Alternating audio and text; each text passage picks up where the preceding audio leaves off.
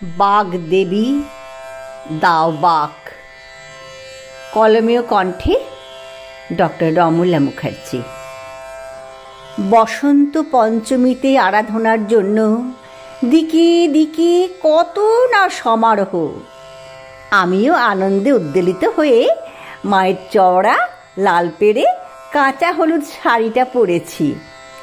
বন্ধুরা সবাই বলছে, অত চওড়া লাল পাড়ে আর কটকটে হলুদ না পরে ফিকে হলুদ পরলে তো পারতিস। আমার মাকে পরলে ভীষণ সুন্দর লাগে। মামা টকটকে ফর্সা, কিন্তু আমি যে ভীষণ কালো। বাবাও বেশ ফর্সা, ঠাম্মি দাদু সবাই ফর্সা, আমি শুধু আবলুস কাঠ। বিনা পানি মাগো, তুমি সবাইকে জানিয়ে দাও আমার পূর্বপুরুষের কৃষ্ণবর্ণের জিন এর জন্য দায়ী।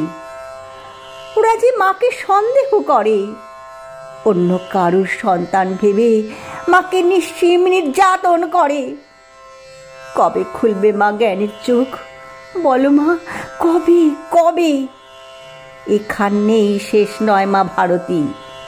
কন্যা সন্তানের জন্ম দেওয়ার জন্যেও তো বাবা মায়ের ওপর অকথ্য অত্যাচার করে। জ্ঞান দেয়নি বিদ্যার দেবী মা গো, মানুষের মনের আধার ঘুচিয়ে তুমি বলো কন্যা সন্তানের জন্য দায়ী পুরুষেরা। মা গো, আমি রূপ চাই না, আমার মনে তুমি অপার বিদ্যার আলো জ্বালিয়ে আমাকে উদ্ভাসিত করো।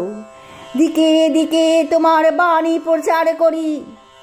সেই প্রচারের মাধ্যম হোক সুললিত সঙ্গীত। সুরে সুরে ভেসে যাক যত অন্ধ সংস্কার, অজ্ঞতা, হীনতা, ক্লীবতা। জ্ঞান দাও, বিদ্যা দাও, সঙ্গীত দাও মা। মেয়েদের রূপকে নয়, গুণকে মর্যাদা দেওয়াই হোক তোমার পূজার ধ্যান মন্ত্র। নতুন ব্রতে সেই ধ্যান মন্ত্র রচনার মহাজ্ঞান আমাকে মা তুমি দাও। সেই মন্ত্র সঞ্চারিত হবে প্রতিটি মানবের অস্থি মজ্জায়, নবজন্মের শিরায়, কোষে, স্নায়ুজালকে নবমন্ত্র তেজে জ্বলে পুড়ে ছাই হয়ে যাবে পুরনো সব ধ্যান, প্রথা, পুরনো সংস্কার। নতুন প্রণালীতে, জপে, তপে, সঙ্গীতে ও নৃত্যে নারীরা এবার দিকে দিকে করবে তোমার বন্দনা। স্তব গান গাইবে বিশেষভাবে সক্ষমেরা। তবেই তো নিখিল বিশ্ব হবে আনন্দ নিকেতন। তোমার শ্বেত পদ্মের থেকে, শ্বেত হংসের থেকে, ওগো শ্বেত বর্ণা শুভ্রা সারদা, সাদা মেঘ এনে দাও। সাদা মেঘে কলম ডুবিয়ে আঁচড় কাটি।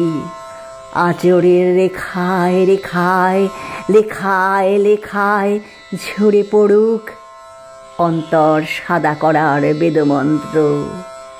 অন্তর সাদা করার বেদমন্ত্র। অন্তর সাদা করার বেদমন্ত্র। নমস্কার।